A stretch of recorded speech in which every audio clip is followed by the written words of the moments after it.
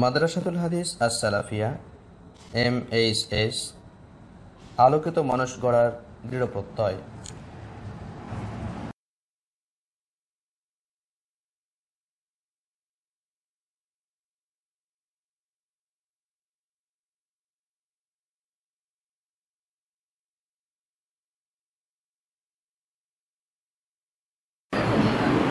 আসসালামু আলাইকুম ওয়া রাহমাতুল্লাহ।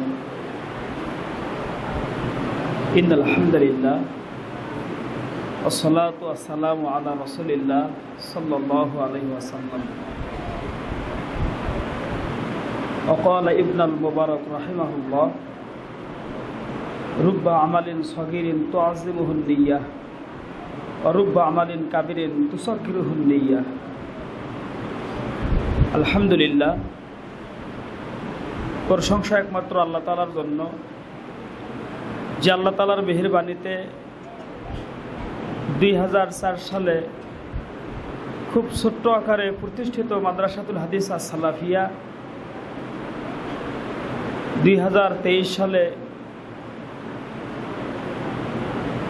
দাওরা ক্লাস পর্যন্ত পৌঁছেছে এবং কয়েকজন ছাত্র দাওরা শেষ করেছে। এবার 2024 সালে অত্র মাদ্রাসা থেকে দুজন ছাত্র মদিনা ইসলামী বিশ্ববিদ্যালয়ে পড়াশোনার সুযোগ পেয়েছে।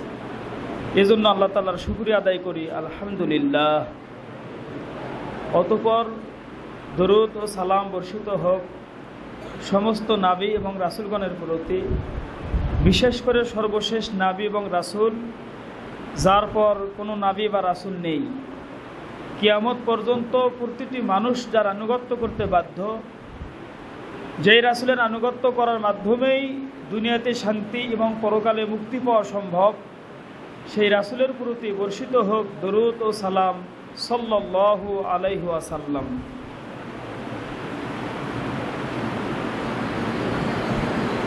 আজকের এই সংবর্ধনা অনুষ্ঠানে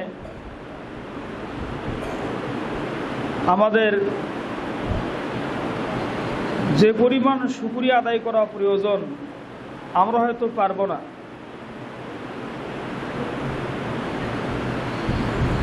আজকে আমাদের এই ছোট মাদ্রাসার হাতে গড়া দুজন ছাত্র মদিনা ইসলামী বিশ্ববিদ্যালয়ে পড়াশোনার সুযোগ পেয়েছেন, এর চাইতে খুশির খবর আমাদের আর নেই। এজন্য আমরা আবারও শুকরিয়া আদায় করি, আলহামদুলিল্লাহ। আমি শুরুতেই আমাদের যে দুজন ছাত্র মদিনা ইসলামী বিশ্ববিদ্যালয়ে পড়াশোনার সুযোগ পেয়েছেন তাদের কাছে আমাদের দাবি থাকবে, আমরা আশাবাদী অবশ্যই তোমরা অনেক বড় আলেম হবে, কিন্তু তোমরা বিনয়ী হবে। বর্তমানে আলেমের সংকট, এরপরেও কিছু আলেম রয়েছেন যাদের অহংকারের কারণে মাঠে ময়দানে তাদের দাওয়াত তাবলীগ নেই। আর অহংকার যে পতনের মূল, তার দৃষ্টান্ত হচ্ছে শয়তান ইবলিস। আল্লাহ তাআলা ইবলিসকে অনেক সম্মানিত করেছিলেন, শুধু অহংকার করার কারণে আল্লাহ তাআলা ইবলিসকে জান্নাত থেকে বিতরণ করে দিয়েছেন। শুধু তাই নয়, 2024 সালের 5ই আগস্ট আরও একটি ইতিহাস সৃষ্টি হলো যে অহংকারীর পতন হয়। সুতরাং আমাদের পক্ষ থেকে তোমাদের কাছে চাওয়া পাওয়া, তোমরা বিশ্ববিখ্যাত আলেমে দিন হবে, তোমাদের ভেতরে যেন অহংকার না আসে, তোমরা বিনয়ী হবে, তোমাদের দ্বারা যেন দেশ ও জাতি উপকৃত হয়, এই আশাই তোমাদের কাছে থাকবে। পাশাপাশি তোমরা মাদ্রাসাতুল হাদিস আস-সালাফিয়ার ছাত্র, ছোটোবেলায় লেখাপড়া করেছো, এই মাদ্রাসাকে ভুলবে না। যেখানেই থাকো, যে অবস্থাতেই থাকো, তোমাদের দ্বারা যেন মাদ্রাসা উপকৃত হয়, এদিকে তোমরা অবশ্যই খেয়াল রাখবে। আর তোমরা যারা আমাদের ছাত্র রয়েছো, তোমাদেরকেও এরকম ভালো ছাত্র হতে হবে, ভালো করে পড়াশোনা করে এরকম মদিনা ইসলামী বিশ্ববিদ্যালয়ের সুযোগ নিতে হবে, উচ্চতার ডিগ্রি নিয়ে দেশ ও জাতির খেদমত করতে হবে। এজন্য খুব পরিশ্রমী হতে হবে তোমাদেরকে। আর আমাদের অনেক অভিভাবক এখানে এসেছেন, তাদের কাছেও আমাদের দাবি, একটা সন্তানকে জন্ম দেওয়া যত সহজ, মানুষ করা তত সহজ নয়। খুব সহজেই সন্তানের জন্ম দেওয়া যায়, বাবা মা হওয়া যায়। একটা সন্তানকে মানুষ করতে গেলে অনেক পরিশ্রম করতে হয়। আমরা ওস্তাদরা আমাদের সাধ্য অনুযায়ী চেষ্টা চালিয়ে যাচ্ছি। যারা অভিভাবক আছেন, আপনারা আমাদেরকে সহযোগিতা করবেন। আপনারা বাসায় থেকে পড়াশোনার প্রতি উৎসাহ দিবেন, এবং অনেকেই অনাবাসিক বাসায় থেকে আসেন যথাসময়ে তাদের খাবার দিবেন, কাপড় চোপড় ধুয়ে দিবেন, পড়াশোনায় মনোযোগী করতে যা যা প্রয়োজন আপনারা করবেন। অথচ আমাদের অনেক অভিভাবক রয়েছেন মানে অবহেলা। বাসায় থেকে ছেলে মাদ্রাসায় আছে, দেখা যায় তার কাপড়ে ময়লা, মাথার চুল বড়, চুল কাটা নেই, সপ্তাহ পার হয়ে যায়, হাত পায়ের নখ অনেক বড়, ওগুলি কাটে না। বাবা মা মানে গুরুত্ব দিচ্ছে না। তা বাবা মা গুরুত্ব দিতে হবে, আমরাও গুরুত্ব দেব, ছেলেটাও পরিশ্রমী হতে হবে এবং আল্লাহ তাআলার সাহায্য কামনা করতে হবে, তাহলে ছেলেটা সবল হবে ইনশাআল্লাহ। একটা ছেলে মানুষ হওয়ার পেছনে অবশ্যই বাবা মার অবদান রয়েছে, পাশাপাশি শিক্ষকদের পরিশ্রম রয়েছে। আমরা সবাই চেষ্টা করব আমাদের ছেলে যেন মানুষের মতো মানুষ হয়। পরিশেষে আমি আপনাদেরকে সংক্ষিপ্ত আকারে একটি বিষয়ে বলতে চাই, তা হলো যে কোনো ভালো কাজ ইবাদত। আমরা পড়াশোনা করব ইবাদত মনে করে, একটা ছাত্রকে পড়াবো ইবাদত মনে করে। আমি বাবা মা আমার ছেলে মেয়েকে মাদ্রাসায় পড়াবো, তার সেবা যত্ন করবো, তার পড়াশোনার পথ মানে সহজ করে দেব ইবাদত মনে করে। যদি ইখলাসের সাথে ইবাদত মনে করে ভালো কাজগুলি করতে পারি, এতে আমাদেরও লাভ হবে। ইবনুল মুবারক রাহিমাহুল্লাহ একটি কথা বলেছেন, রুব্বা আমালিন সগিরিন তুআযিমুহুন নিয়াহ ওয়া রুব্বা আমালিন কাবিরিন তুসাগগিরুহুন নিয়াহ। অনেক বড় বড় আমল, অনেক বড় আমল, বিশাল আমল, নিয়তের ত্রুটি থাকার কারণে ওই আমলটা অনেক ছোট রূপ ধারণ করে। অনেক সময় আমল ছোট, সামান্য, তুচ্ছ, একেবারে নগণ্য একটা আমল, কিন্তু বিশুদ্ধ নিয়তের কারণে, ইখলাসের কারণে ওই সামান্য আমলটা অনেক বড় সবে পরিণত হয়ে যায়। যেমন আমি সরাসরি একটি হাদিস থেকে বলি, আবু দাউদের 5224 নম্বর হাদিস, আবু হুরায়রা রাদিয়াল্লাহু তাআলা আনহু থেকে বর্ণিত, আল্লাহ নবী সাল্লাল্লাহু আলাইহি ওয়াসাল্লাম এক ব্যক্তি সম্পর্কে বলেছেন, লাম ইয়ামাল খায়রান কাত্তু। এই লোকটা জীবনে কখনো কোনো ভালো কাজ করেনি। একটা মানুষের জীবনে কোনো ভালো কাজ নেই, শুধু পাপ আর পাপ, একটা ভালো কাজ সে করেনি। ওই লোকটা রাস্তা দিয়ে যাচ্ছে, রাস্তায় একটা গাছের ডাল পড়ে আছে। সে মনে করলো এই রাস্তা দিয়ে মানুষ যাতায়াত করে, তাদের কষ্ট হবে। এজন্য উনি ইখলাসের সাথে বিশুদ্ধ নিয়তে মানুষের উপকার করার জন্য, আল্লাহকে খুশি করার জন্য ওই ডালটা একটু সরিয়ে রাখলেন, রাস্তাটা পরিষ্কার করে দিলেন। তার জীবনে এটা হলো প্রথম ভালো কাজ। এই একটা ভালো কাজ দেখতে খুব ছোট মনে হচ্ছে, অথচ আল্লাহ তাআলা তার জীবনের সব গুনাহ ক্ষমা করে আল্লাহ তাকে জান্নাতি করে দিয়েছেন। সুবহানাল্লাহ।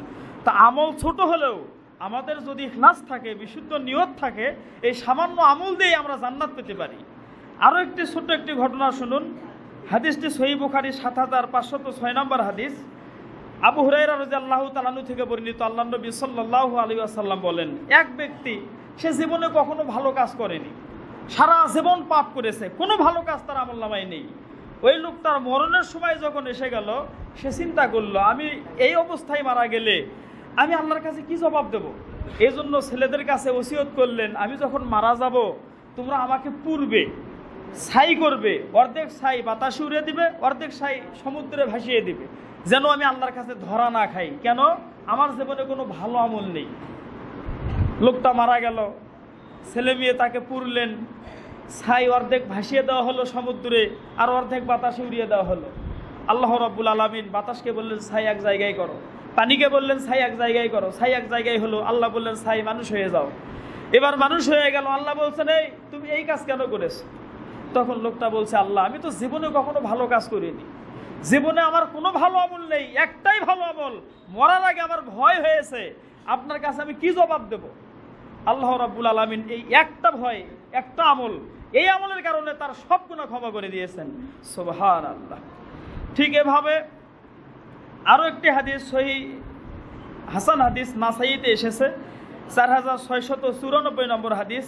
এখানেও আবু হুরায়রা রাদিয়াল্লাহু তাআলা আনহু থেকে বর্ণিত, আল্লাহ নবী সাল্লাল্লাহু আলাইহি সাল্লাম বলেছেন, একটা লোক ছিল, যে লোকটা জীবনে ভালো কোনো আমল ছিল না, এর জীবনে কোনো ভালো আমল নেই, তার একটা ভালো গুণ ছিল।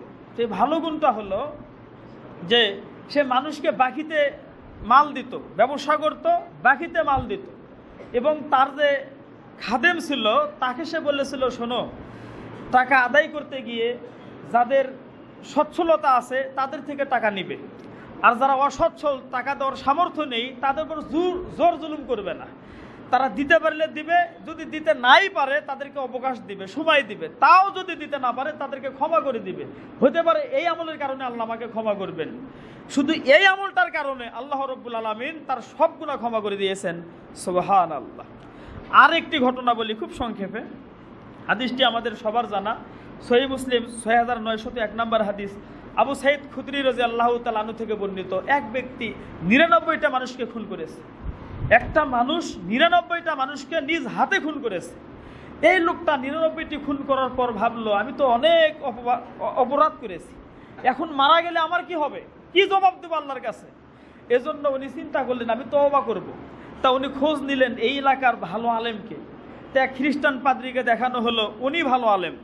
তা ইনি ওনার কাছে গেলেন, গিয়ে বলছেন, আমি 99টা মানুষকে খুন করেছি, আমার কি ক্ষমা আছে? উনি বলছেন, না, তোমার কোনো ক্ষমা নেই, এতগুলো খুন করার পর তুমি ক্ষমা চাও কিভাবে? এবার লোকটা রেগে গিয়ে তাকে হত্যা করলো। 100টা হত্যা হয়ে গেল, 100টা খুনের আসামি। ভেতরে আরো ভয়, আমি তো আরো একটা অপরাধ করে ফেললাম, কি জবাব দেবো আল্লাহ তাআলার নিকটে? এরপর আবার উনি খোঁজাখুঁজি করলেন, ভালো আলেম কোথায় পাওয়া যায়? বলা হলো, অমুক এলাকায় একটা ভালো আলেম আছে। ওনার কাছে গেলেন, তার কাছে বললেন, আমি 100টা খুন করেছি, আমি কি আল্লাহর কাছে ক্ষমা পাবো? জীবনে কোনো ভালো আমল করেনি, শুধু অন্যায় অপরাধ, এমনকি 100টা খুনের আসামি। শেষ পর্যায়ে ওই আলেম বলছেন, অবশ্যই আল্লাহ তাআলা আপনাকে ক্ষমা করবেন, আপনি এই এলাকা ছেড়ে ওই এলাকায় যান, ওই এলাকায় ভালো মানুষ রয়েছে, তাদের সাথে থাকবেন, তাদের সাথে ইবাদত বন্দেগী করবেন, আল্লাহ তাআলা আপনাকে ক্ষমা করে দিবেন। এই 100 খুনের আসামি ওই এলাকায় যেতে যেতে রাস্তার মাঝখানে তার মরণ হয়ে গেল। যখন মরণ হয়েছে, আযাবের ফেরেশতা এসেছে, রহমতের ফেরেশতাও এসেছে। রহমতের ফেরেশতা বলছে, লোকটা তওবা করতে যাচ্ছে, ভালো হতে যাচ্ছে, অতএব তাকে আমরাই নিয়ে যাব। আযাবের ফেরেশতা বলছে, যেই লোক জীবনে কোনোদিন ভালো কাজ করেনি তাকে আমরাই নিয়ে যাব, সে তো পাপী, সে জাহান্নামী। এবার ফেরেশতারা পরস্পর ঝগড়া। এরপর এক ফেরেশতা মানুষের রূপ নিয়ে এসে তাদের মাঝে ফয়সালা করে দিলেন যে, তোমরা এখান থেকে মাপো, সে যেই এলাকায় যাচ্ছে ওই এলাকাটা বেশি দূরে না যেখান থেকে এসেছে ওই এলাকা বেশি দূরে। এরপর মাপা হলো, মেপে দেখা গেল 1 বিঘত পরিমাণ সে সামনে গিয়েছে। সে জীবনে ভালো কাজ করেনি, ভালো কাজ করবে, করতে যাচ্ছে। এই যে নিয়তের পরিবর্তন, ইখলাসের সাথে নিয়ত পরিবর্তন করার কারণে এই সামান্য আমলের ওসিলায় আল্লাহ তাআলা তার জীবনের সব গুনাহ ক্ষমা করে দিয়েছেন। সুবহানাল্লাহ। তো আমি বুঝাতে চাচ্ছিলাম, ইবনুল মুবারক রাহিমাহুল্লাহ যে কথাটি বলেছেন যে অনেক ছোট আমল রয়েছে, ইখলাসের কারণে তার সওয়াব অনেক বড় হয়ে যায়। তো আমরা যারা ছাত্র, আমরা যদি ইখলাসের সাথে সওয়াবের আশায় ইবাদত মনে করে পড়াশোনা করি, হতে পারে এই পড়াশোনাই আমাদের নাজাতের ওসিলা। আমরা যারা শিক্ষক আছি, আমরা যদি সওয়াবের আশায় পড়াশোনা করাতে পারি, হতে পারে এটাই আমাদের নাজাতের ওসিলা।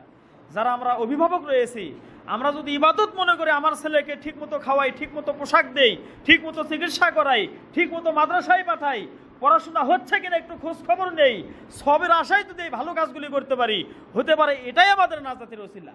তাই আমরা ছাত্র, শিক্ষক, অভিভাবক যে যেখানে আছি, নিজ নিজ অবস্থান থেকে প্রতিটি ভালো কাজ, বিশেষ করে শ্রেষ্ঠ ইবাদত এলেম অর্জন করা, এই এলেম অর্জন করার মতো দামি ইবাদতের পেছনে আমরা যেটুকু সময় দেবো ইখলাসের সাথে দেব, হতে পারে এটা আমাদের জাহান্নাম থেকে বাঁচার ওসিলা, জান্নাতে যাওয়ার ওসিলা।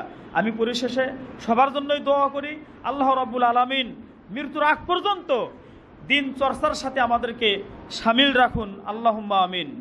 বিশেষ করে আমাদের যে 2 ভাই এবার মদিনা ইসলামী বিশ্ববিদ্যালয়ে যাচ্ছেন, আমরা তাদের জন্য দোয়া করি, আল্লাহ তাআলা তাদেরকে সুস্থ রাখুন, খুব সুন্দরভাবে মনোযোগ সহকারে লেখাপড়া করে বিশ্ববিখ্যাত আলেম হয়ে সারা পৃথিবীর মানুষের সেবা করার তৌফিক দান করুন, আল্লাহুম্মা আমিন। হে আল্লাহ, আমাদের এই তরুণ আলেম, এদের ভিতরে যেন অহংকার না আসে, গর্ব না আসে, এরা যেন বিনয়ী হতে পারে, ইখলাসের সাথে দিনের খেদমত করতে পারে, তুমি সেই তৌফিক দাও। আমাদের প্রতিটি ছাত্রকে, উস্তাদকে, অভিভাবককে তুমি কবুল করে নাও, আল্লাহুম্মা আমিন।